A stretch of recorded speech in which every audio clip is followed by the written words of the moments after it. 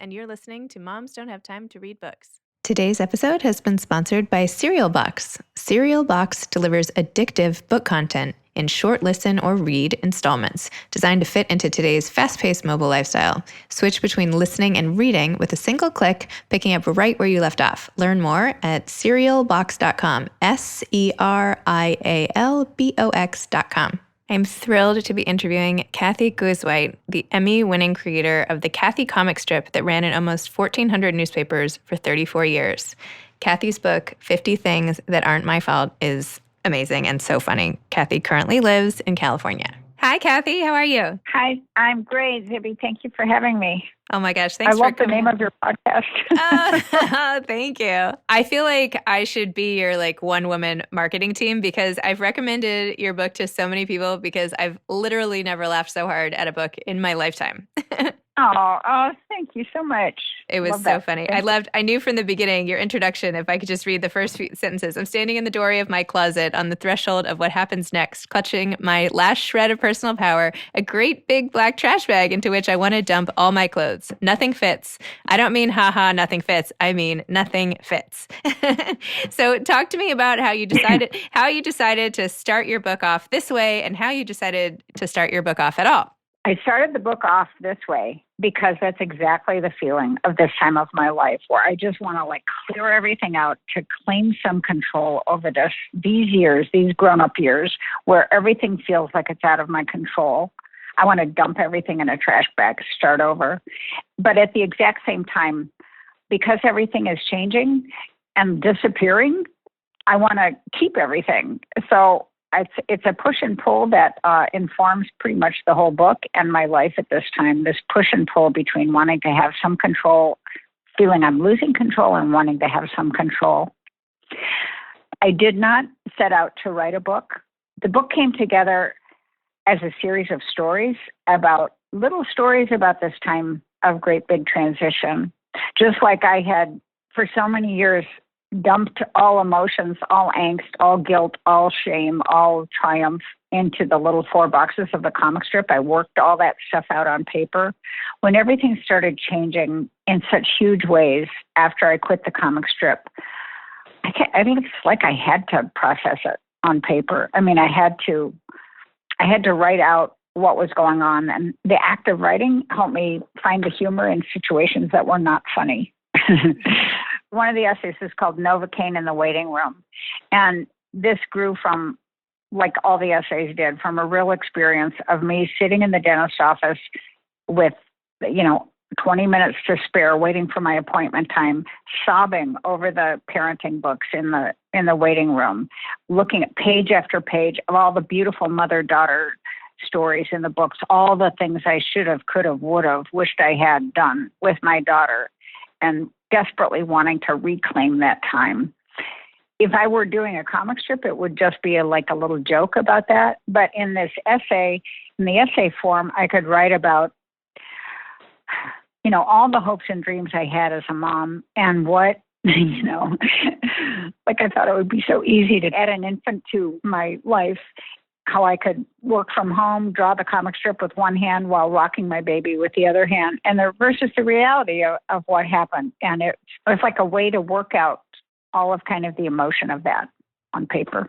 Well, it came through and was so just relatable, and you allowed the reader to sort of laugh along with you at some points. And also, some moments were just poignant and sad. That chapter you referenced, that tugged at the heartstrings. So I feel like in addition to doing a lot about your mothering, you talked about your sort of daughtering, if you can make that a verb, because you, and I'm going to quote you, you said, "I became a full-time mom at the very moment my daughter, who was going away to college, decided to reject all input from anyone over age 30. I became a full-time daughter the moment my parents announced they would barricade the front door if I tried to bring in anyone or anything to assist them." So I wanted to know what this moment in time has really been like for you, aside from the fact that now you have to eat chicken that's been in the freezer for 12 years from your mom's house. Yeah.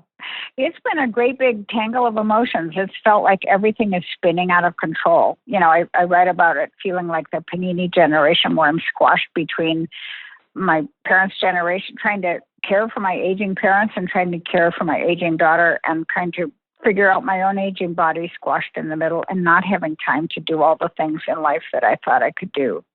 And also reflecting on those things, like in an essay called The Attack Mom, it's the very real experience of missing my daughter, desperately wanting to talk to her and to express all the pride and love and encouragement and support when she went away to college, and then waiting in the airport ready to dump all of that on her when she gets off the plane. And then the second I see her, I criticize her hair. I criticize her, the dumpy clothes she's wearing, the stuff pouring out of her bag. I'm like a one-woman home security squad, criticizing everything, seeing all the wrong things that she bought off the airplane with her.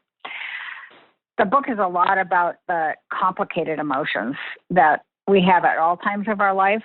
And it's a lot about, some of the essays are looking back and thinking about the ways that my generation thought we were changing the world for women that aren't changed at all. Some ways the world has changed that we did change that I think make it even more complicated for young women. One of the essays is called The Build-A-Boob Workshop, where I talk about the difference between my generations, where our moms sewed little hooks in all of our clothes, so the horror of a white bra strap showing wouldn't ever be seen, versus my daughter, shopping with my daughter, who rushes in, toward the magenta push-up power bra with the matching thong that is meant to be displayed. It's meant to be shown on the outside. The essays gave me the freedom to write about the complicated feeling of being part of the generation that liberated women from feeling restricted in how they felt about their bodies, and then now seeing our daughters take that freedom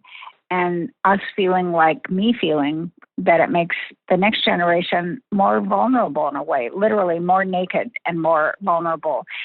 Not right or wrong, it's just complicated. And it was great how you were able to weave in that layer of, parenting in different decades, different eras, with all the just moment to moment, crises about parenting, and also about, just being a mom yourself. You were talking at one point with a bunch of your fellow mom friends from when your daughter was in kindergarten, and you were all sitting around commiserating about taking care of your parents, which I thought was such an interesting moment, interesting vantage point. Can you talk about how it's been trying to, deal with them at the same time, or how it was during when you wrote the book?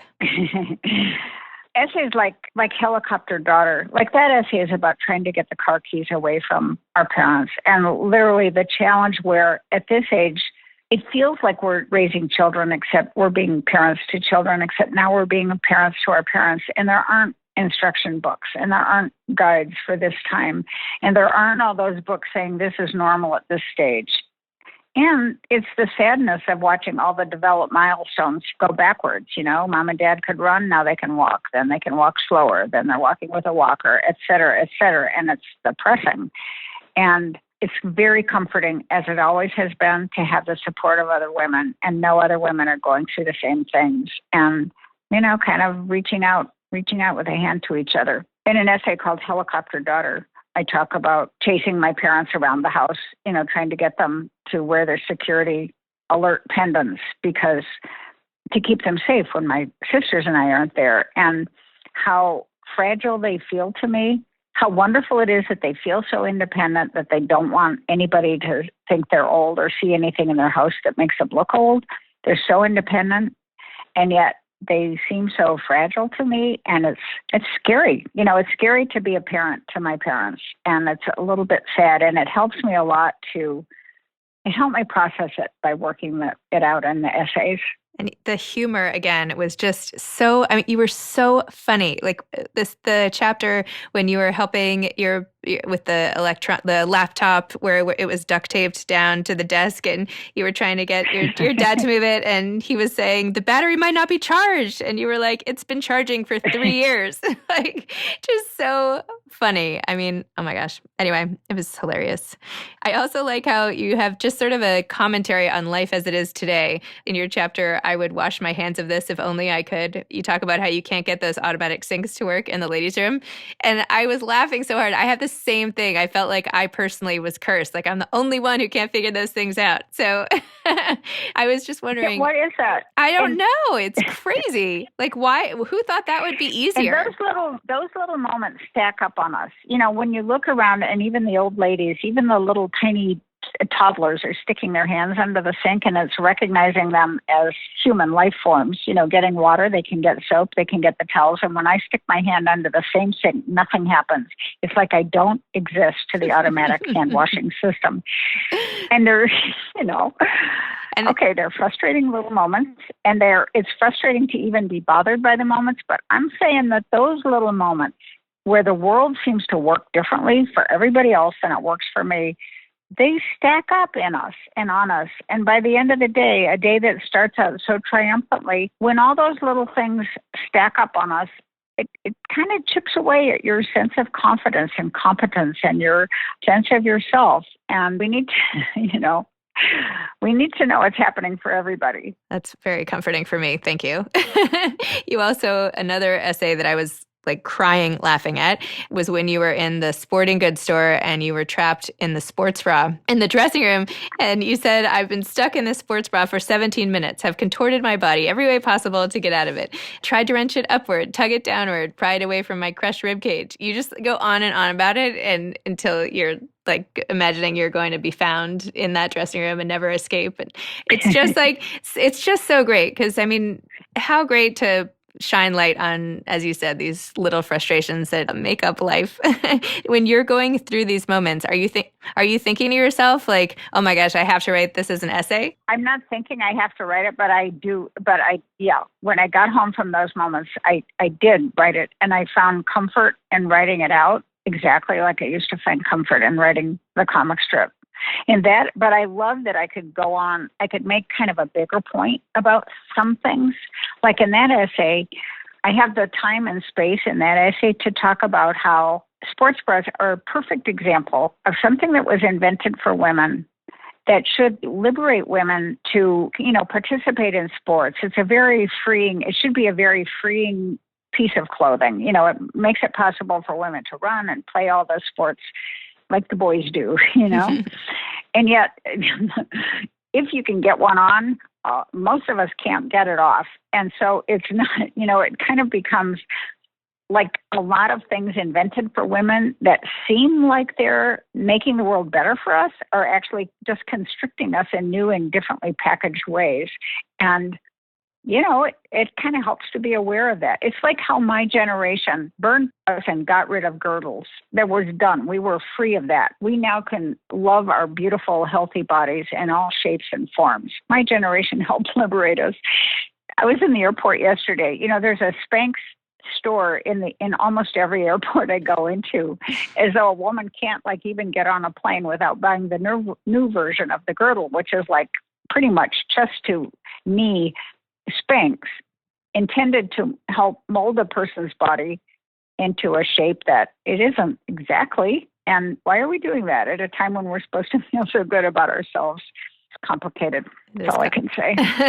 And it links back to all the time you spend writing about food, right? And trying to find comfort from food yourself. And then obviously the after effects, like the scene you wrote when you were counting out the almonds and trying to measure, because of course the 436 grams of almonds, like what does that even mean when you were trying to portion it out for yourself?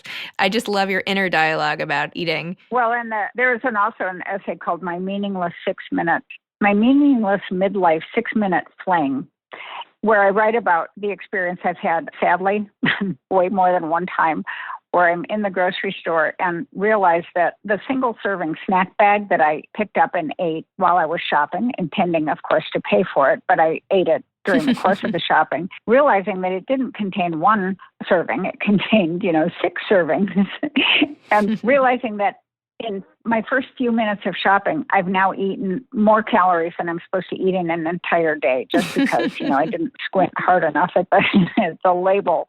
And then you cheat on your Fitbit. I cheated on my Fitbit. Yes, I did. That was a powerful moment where I walked out of the house without anything counting my steps. So fun. And going back to the food and how watch my daughter criticizing me for my relationship with Cool Whip, I loved that. which is part of the long, long list of foods that are not allowed in my house under any circumstances. Because man, I just eat it frozen solid.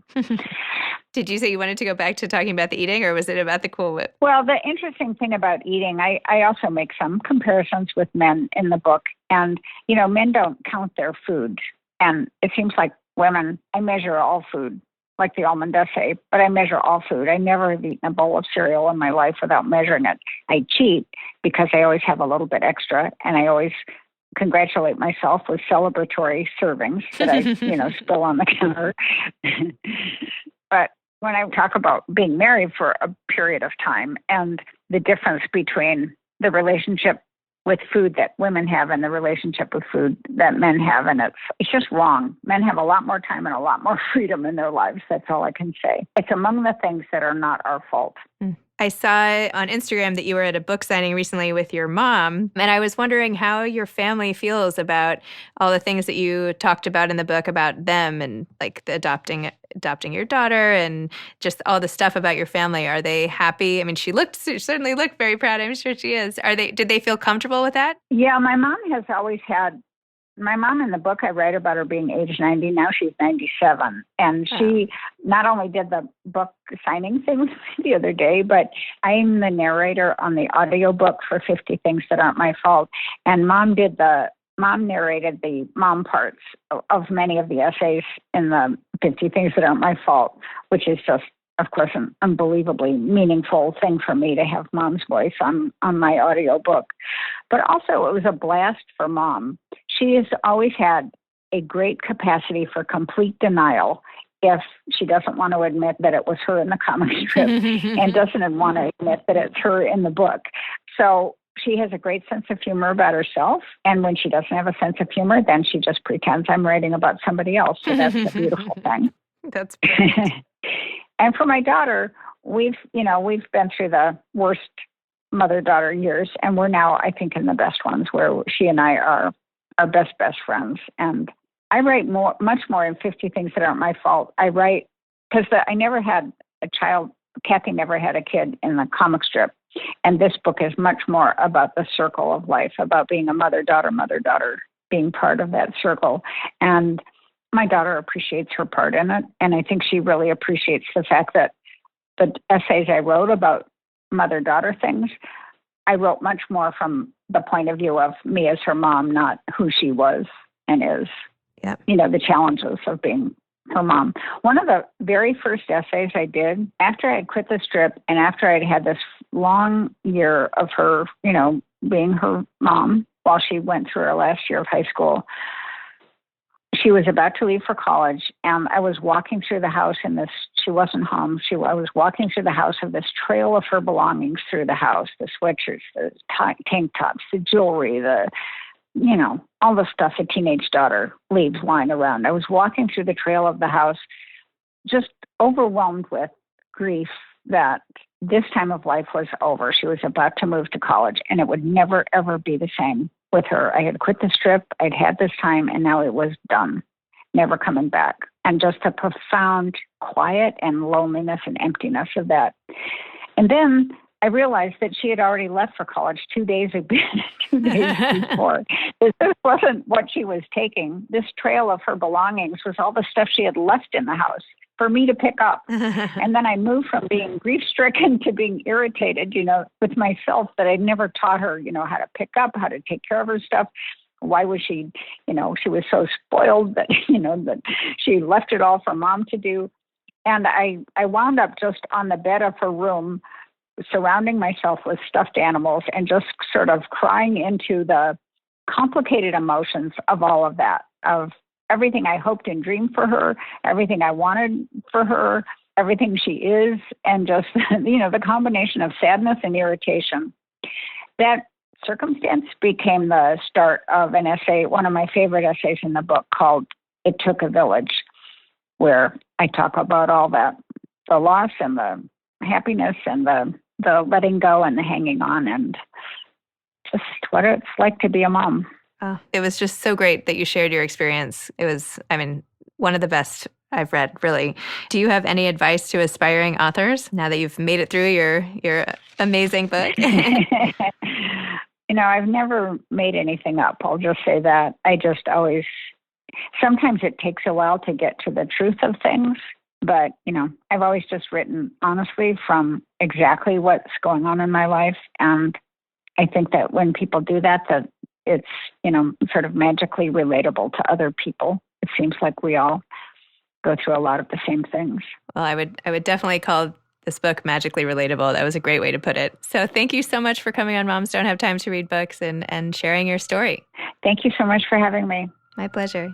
Today's episode was sponsored by Cereal Box, SERIALBOX.com, cerealbox.com, delivering addictive book content in short listen or read installments. Thanks to Ryan and Steve at Texture Sound for the audio editing and mixing. Thanks for listening to Moms Don't Have Time to Read Books.